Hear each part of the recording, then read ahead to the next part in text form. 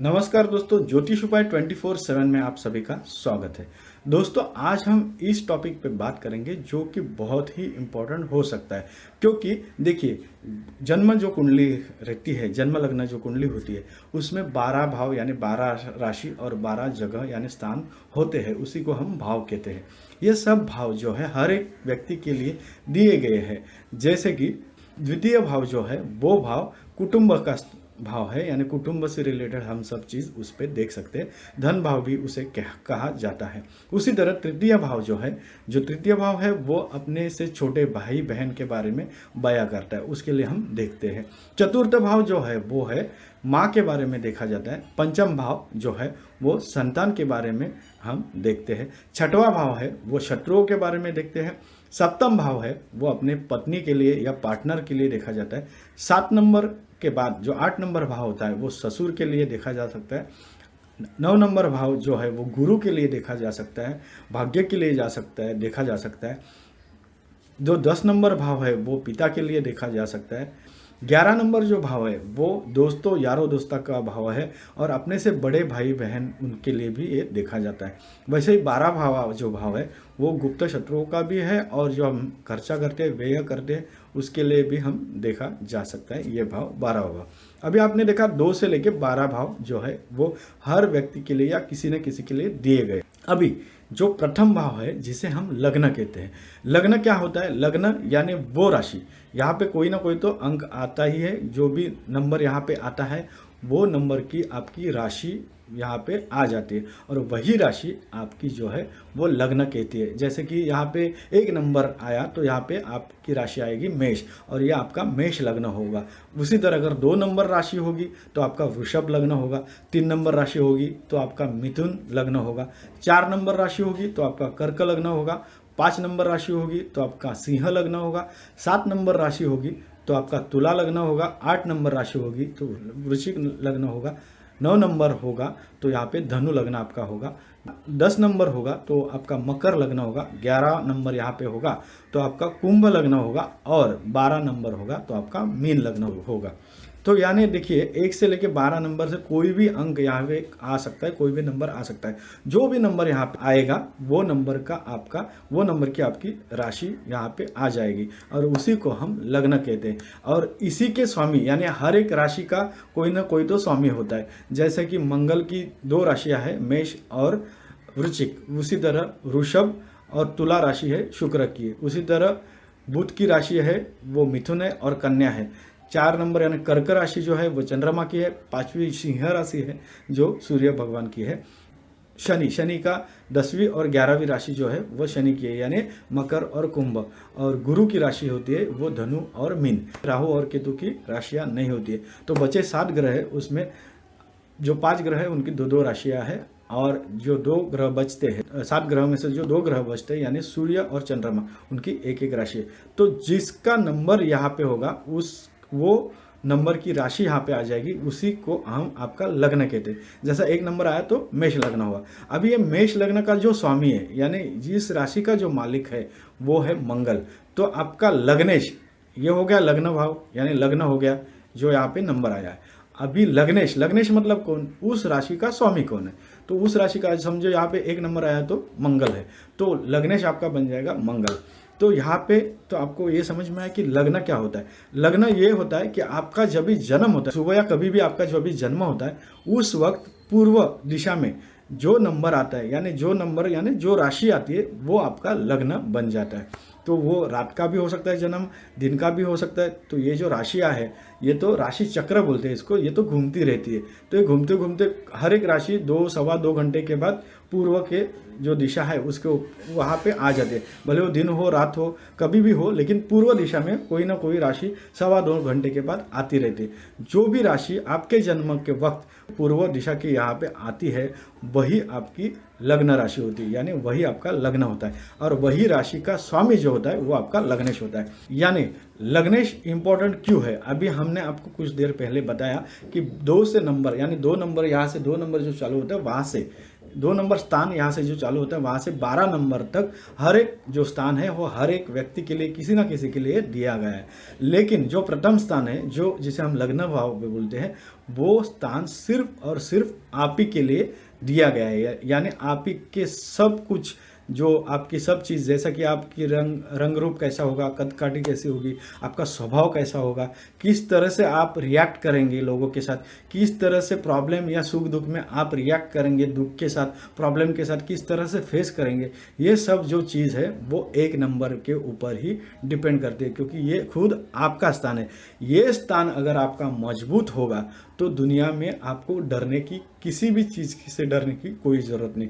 कैसे? क्योंकि देखिए, लग्न यानी क्या, मैंने बताया आपको, ये आप स्वयं होते खुद। अब ये खुद, अगर खुद आप स्ट्रांग होते हैं, समझिए, तो आप किसी से भी लड़ सकते हैं, कोई भी प्रॉब्लम को आप फेस कर सकते हैं, कोई भी परिस्थिति से आप निकल सकते हैं, आप सक्सेस पा सकते हैं। कोई भी परिस्थिति में, कोई भी विपरीत परिस्थिति से आप जो है आगे बढ़ सकते हैं। इसके लिए आप अगर खुद स्वयं यानी मजबूत रहेंगे, स्ट्रांग रहेंगे, तो आप हर चीज़ से आप लड़ सकते हैं और सक्सेस आपको मिल ही सकता है। उसी तरह लग्नेश यानी खुद आप, मैंने बताया।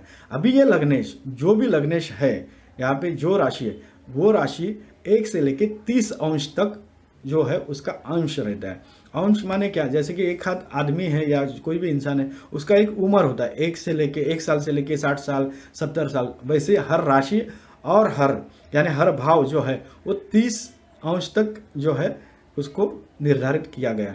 उसी तरह ये जो राशियां है वो कितने अंश पे है, मतलब 1 से लेके 30 अंश में, 30 अंश से कितने अंश तक है, और इसका जो स्वामी है, यानी जो भी राशि, यानी जो नंबर है वो उसी की राशि वहाँ पे होगी, वो राशि कितने अंश पे यहाँ पे आ जाती है, 1 से 30 में से कौन से अंश पे आती है। उसी तरह ये राशि का स्वामी भी कितने अंश पे आता है, ये भी बहुत ही हद तक डिपेंड करता है। यानी कि अगर 1 से लेके 5 तक, जैसे कि हमारा जो लाइफ रहता है, बचपन से लेके बुढ़ापे तक जो भी अपना लाइफ रहता है, जैसा कि पहला बचपन होता है यानी बाल्यावस्था, बाद में आती है कुमार अवस्था, बाद में आती है युवा अवस्था, बाद में आती है वृद्धावस्था, बाद में आती है मतलब मृत्यु के आसपास हम पहुंच जाते हैं, तो जो है वृद्धावस्था या मृत्यु अवस्था लास्ट की होती है। उसी तरह हर एक ग्रह की, हर एक राशि की भी उसी अंश के हिसाब से और निर्धारित होता है कि वो कितने अंश पे है। जैसे कि 1 से लेके 5 अंश तक अगर राशि का अंश दिया गया रहेगा, या उसी तरह उसी का ग्रह का भी अंश दिया गया रहेगा, तो वो बाल्यावस्था में यानी बहुत ही कमज़ोर है, जब जैसे कि अभी अभी पैदा हुआ है, तो ऐसे व्यक्ति इतने स्ट्रांग डिसीजन या स्ट्रांगली नहीं हो सकते, थोड़े बहुत कमज़ोर हो सकते हैं। कमज़ोर यानी मतलब शरीर से भी हो सकते हैं, उसी तरह स्वभाव से भी, मतलब डट के मुकाबला यानी कॉन्क्रीट डिसीजन लेने वाले नहीं हो सकते। उसी तरह से थोड़ा सा आगे यानी 6 से लेके वापस आप समझो ये एक 12 अंश तक अगर ये अंश दिया गया रहेगा राशि का, कौन से राशि का, जो प्रथम स्थान में दिए है अंश दिया गया रहेगा, और उसी राशि का जो है स्वामी है, कोई भी ग्रह जो उस राशि का होगा उसका भी अंश अगर 6 से 12 होगा, तो ये बाल्यावस्था से बाद में ये जो है कुमार अवस्था में पहुंच जाता है, यानी थोड़ा सा जवान होता है, थोड़ा स्ट्रांग होता है, तो थोड़े आप उस तरह से मैच्योरली रिएक्ट कर सकते हैं। लेकिन सबसे ज़्यादा अच्छा अगर 13 से लेके 18 तक आपका अंश होगा, यानी राशि का, देखिए हर एक कुंडली में या आप देखेंगे तो अंश हर एक का लिखा गया रहता है। जैसा 1 नंबर जो ये स्थान है, वहाँ पे जो भी नंबर है उसका अंश यानी जो राशि दी गई रहेगी उसका अंश दिया रहेगा, और उसी तरह उसी राशि का स्वामी, जैसा मैंने आपको हर राशि का स्वामी बताया, वो राशि का स्वामी भी कितने अंश पे है वो देखना बहुत जरूरी है। तो अगर ये राशि का स्वामी और ये राशि 12 से यानी 13 से लेकर 18 तक के अंश पे रहेगी, तो ये एकदम बोल सकते हैं उसको, क्या बोल सकते हैं, युवा अवस्था। युवा अवस्था यानी जब से इंसान, बहुत ही इम्पोर्टेंट ये जन्म का कालावधि होता है। युवा अवस्था मतलब क्या, जब इसे समझो आप एक एजुकेशन वगैरह होने के बाद आप कमाने लगते हैं, वहाँ से शादी विधि करने तक का जो मतलब बच्चे होने तक का जो भी पीरियड है, ये 10-15 साल का, वो पकड़े ये युवा अवस्था का है। युवा मतलब स्ट्रांग रहते हैं वो टाइम आप, अब डिसीजन लेने के लिए शक्ति से ताकत सब भरपूर, एक्सपीरियंस भी आया रहता है। शक्ति तो आपको युवा अवस्था में भी होती है, बाल अवस्था में तो छोटे होते हैं, युवा अवस्था में भी होती है। बहुत लोग जिम में भी जाते हैं, जो भी है, लेकिन जो 13 अंश से लेकर 18 अंश जो है वो युवा अवस्था का जो पीरियड है, उस वक्त आप शरीर से, दिमाग से, सब चीज़ों से स्ट्रांग होते हैं, क्योंकि आपका एजुकेशन किया हुआ होता है, आप बाहर की दुनिया में कदम रखते हैं, जैसे कि जॉब बिजनेस करने के लिए वगैरह वगैरह। तो उस वक्त का जो पीरियड है वो मतलब वो स्थान है, जो वो अंश है, वो उस अंश इतना अंश में रहेगा, यानी 13 से लेके 18। तो आप एकदम स्ट्रांग डिसीजन, कॉन्क्रीट डिसीजन लेने वाले इंसान हो सकते हैं। यहाँ पे फिर वो कौन सी भी राशि होने दो और कौन सी भी जो है ग्रह उसका स्वामी होने दो। हालांकि आगे निर्भर करता है वो किस पोजीशन में, अच्छे पोजीशन में, बुरे। लेकिन अगर उसका अंश, अगर लग्न का अंश अगर अच्छा रहेगा तो आप एकदम अच्छे इंसान, मतलब स्ट्रांगली डिसीजन लेने वाले, ना किसी से डरने वाले, और कोई भी प्रॉब्लम से आप सोल्यूशन निकाल के आगे बढ़ने वाले इंसान हो सकते हैं। तो ये बहुत ही जरूरी है। वैसे ही और एक चीज़ होती है, ये जो लग्न स्थान है यानी प्रथम स्थान है, वो स्थान पे और ये राशि का जो स्वामी जहाँ पे बैठा रहेगा वो राशि के स्वामी के ऊपर, मतलब लग्नेश, जैसे कि मैंने बताया, समझो अभी 2 नंबर यहाँ पे लेते हैं कि ये जो प्रथम स्थान है वहाँ पे समझो प्रथम स्थान पे 2 नंबर दिया गया है, यानी वृषभ राशि हुई। अभी वृषभ राशि मतलब यहाँ का स्वामी कौन हो गया? वृषभ राशि का शुक्र। तो शुक्र जहाँ पे भी बैठा रहेगा तो यहाँ पे 2 नंबर जो नंबर लिखा है राशि, उस स्थान पर यानी लग्न स्थान पर और शुक्र पर यानी उसी के स्वामी पे अगर शुभ ग्रहों की दृष्टि होगी तो आपको लाइफ में इजी गोइंग लाइफ रहेगी। आपको जो भी है काफ़ी हद तक आपको परेशानियां लाइफ में नहीं रहेगी, क्योंकि आपके प्रथम स्थान यानी खुद के ऊपर भी शुभ ग्रह की दृष्टि है, यानी अच्छे इंसान की दृष्टि है, अच्छे व्यक्तित्व के इंसान आपका सपोर्ट करते रहेगा। और सेकेंड थिंग, इसी का स्वामी यानी खुद आप, ये तो राशि हो गई, भाव हो गया, उसके ऊपर भी और वो स्वामी के ऊपर यानी शुक्र के ऊपर भी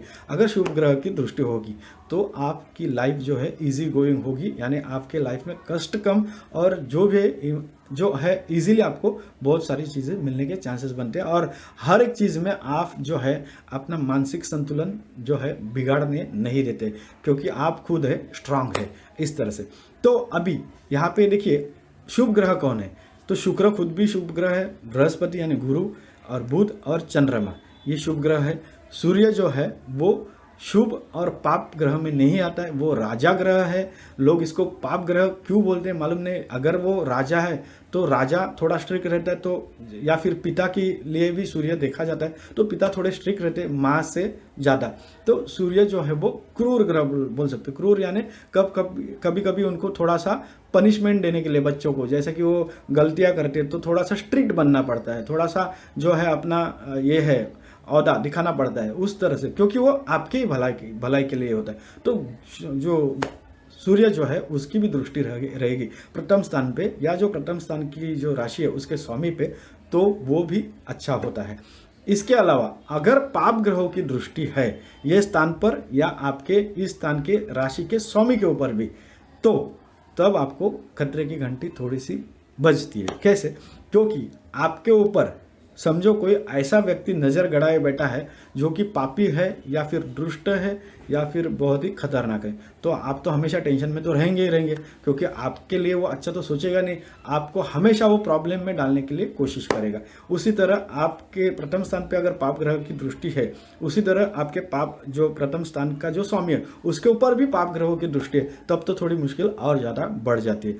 तब तो आपको कुछ ना कुछ किसी व्यक्ति जो ग्रह जहाँ से आपको दृष्टि दे रहा है और वो पाप ग्रह, उस स्थान से रिलेटेड वो व्यक्ति आपके लिए थोड़ा सा जो है प्रॉब्लमेटिक साबित हो सकता है। ये आगे चल के हम जरूर डिटेल में बताएंगे, लेकिन जिनको ज्योतिष मालूम है उनको ज़्यादा से समझ में आएगा। फिर भी आप कुंडली देख के आहिस्ता आहिस्ता सीख सकते हैं। तो अगर बुरे आदमी की दृष्टि आपके ऊपर नज़र गड़ाए बैठा है तो आपको तो टेंशन रहेगा ही।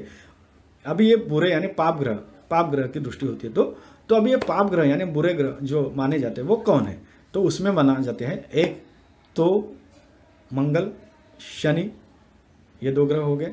उसके बाद राहु और केतु। अभी कोई जो है राहु और केतु की दृष्टि नहीं लेते, लेकिन बहुत जन लेते भी है। और मेरे हिसाब से अगर वो भले वो माने वो खुद डायरेक्ट ग्रह नहीं, वो छाया ग्रह है, मतलब वो दिखते नहीं, लेकिन जो दिखते नहीं वो ज़्यादा असरदार होते, तो उनकी भी दृष्टि लेनी काफ़ी हद तक मुझे ज़रूरत लगती है, क्योंकि मैंने काफ़ी एक्सपीरियंस लिया है। अगर वो ये राहु और केतु की भी दृष्टि होती है प्रथम स्थान में, शनि मंगल राहु केतु की इनकी दृष्टि अगर प्रथम स्थान पे होती है, या प्रथम स्थान पे जो राशि है उस स्थान के राशि के स्वामी के ऊपर भी होती है, तब आपको ये प्रॉब्लम जो काफ़ी हद तक झेलने पड़ते हैं। तो क्या क्या है, एक तो लग्न में अगर शुभ ग्रह है, शुभ ग्रह कौन से मैंने आपको बताया, तो आपके लिए अच्छा है। अगर पाप ग्रह बैठे हैं तो बुरा है, शुभ ग्रह की दृष्टि है तो अच्छा है, पाप ग्रह की दृष्टि है तो बुरा है। उसी तरह जो लग्न यानी प्रथम स्थान, अभी ये जो प्रथम स्थान है आपको बताया गया है, वो प्रथम स्थान के आजू बाजू में समझो लेफ्ट और राइट साइड में अगर शुभ ग्रह होते हैं तो ये शुभ कर्तरी योग माना जाता है, जो कि बहुत ही अच्छा होता है आपके लिए। शुभ कर्तरी ग्रह योग यानी क्या है कि आपके आप जो जहाँ पे बैठे, जैसे कि आपका घर है, समझो आप बीच में रहते हैं और आपके लेफ्ट राइट में जो भी है अच्छे इंसान रहते हैं, जो कि काफ़ी हद तक मतलब पैसे से भी अच्छे हैं, स्वभाव से भी अच्छे हैं, स्ट्रांगली भी है, कभी आपको ज़रूरत पड़े तो आपको मदद करने वाले हैं, और हर तरीके से आपको अच्छी तरह से जो है देखभाल भी करने वाले हैं। अगर आप कभी घर पे नहीं रहते हैं, घर की देख रेख करनी है जो भी है, तो हर लिहाज से यानी वो अच्छे रहते हैं। तो उसी तरह अगर ये शुभ ग्रह लेफ्ट और राइट में आपके प्रथम स्थान से 12वें स्थान में और द्वितीय स्थान पे शुभ ग्रह होंगे, यानी अच्छे इंसान आपके यहाँ पे प्लेसमेंट होगी अच्छे ग्रहों की, तो भी आपके लिए शुभ कर्तरी योग बनता है और ये आपके लिए काफ़ी हद तक अच्छा होता है। उसी तरह अगर पाप ग्रह ये दोनों बाजू में बैठे हैं, तो वैसे एग्जाम्पल पकड़िए कि अगर आप रहते हैं और आपके लेफ्ट और राइट में ऐसे लोग रहते हैं जो कि गुंड प्रवृत्ति के हो सकते हैं, या फिर वाहियात हो सकते हैं, पापी हो सकते हैं, कुछ भी हो सकते हैं, तो आप तो हमेशा से टेंशन में रहेंगे। क्योंकि देखिए, हर एक रिलेटिव कितना भी पास का हो, कितना भी आपसे काफ़ी हद तक जुड़ा हुआ हो, लेकिन अगर कुछ भी सडनली कुछ भी अगर घटित होता है आपके घर में, तो सबसे पहला कौन आता है, जो आपके बाजू में रहता है। तो आपके बाजू में जो रहता है वो अगर अच्छा होता है तो आपको काफ़ी हद तक आपको हेल्प हो जाती है, और आपके प्रॉब्लम से भी आप बाहर निकलने में जल्दी से जल्दी हो सकता है, आप निकल सकते हैं। उसी तरह पाप ग्रह अगर आपके लेफ्ट और राइट में यानी 2 नंबर और 12 नंबर में रहेंगे, तो आपको खतरे की घंटी है, यानी आप प्रॉब्लम में ज़्यादा से ज़्यादा आपको प्रॉब्लम फेस करने पड़ेंगे लाइफ में। और वही शुभ ग्रह रहेंगे तो आपको शुभता से जो है आपको शुभता प्रदान करेंगे और आपको हर वक्त में आपको मदद ही करेंगे। तो लग्न जो है वो इम्पोर्टेंट क्यों है, क्योंकि लग्न जो है इसके लिए इम्पोर्टेंट है क्योंकि अगर आप खुद अच्छे हैं तो आपका धन भाव क्या, आपका भाग्य भाव क्या, आपका जो एजुकेशन का भाव क्या, लाभ का भाव क्या, माता का भाव क्या, पिता का भाव क्या, शत्रु का भाव क्या, सब जो चीज़ है वो निर्भर करता है सिर्फ और सिर्फ अगर आपका लग्न अच्छा है यानी प्रथम भाव अच्छा है, तो आप काफ़ी हद तक जो है काफ़ी इजी गोइंग लाइफ वाले इंसान हो सकते हैं। मतलब आपके लाइफ में कष्ट बहुत ही कम होगा और आपकी लाइफ जो है काफ़ी हद तक अच्छी रहेगी। तो दोस्तों, आपने देखा कि लग्न भाव इम्पोर्टेंट क्यों है। इसी तरह और हम देखेंगे लग्न भाव में और भी कुछ चीज़ें हैं जो आपको क्या मतलब उससे रिलेटेड आप क्या क्या देख सकते हैं, क्या कर सकते हैं और किस तरह से आपका लाइफ आगे भी होगा, ये जानने के लिए आपको आगे का एपिसोड देखना ज़रूरी है। और हमारा चैनल अगर आप सब्सक्राइब करते तो आपको इसी तरह से हर भाव का और हर स्थान का हम एक्सप्लेनेशन करेंगे ताकि आप घर बैठे आपकी कुंडली देख सकते हैं। जो ज्योतिष के विद्यार्थी हैं, जो ज्योतिष सीखना चाहते हैं, उनके लिए भी ये काफ़ी हद तक लेक्चर्स जो है वो काफ़ी हद तक हेल्पफुल हो सकते हैं। तो उम्मीद करता हूँ आपको काफ़ी हद तक समझ में आया रहेगा।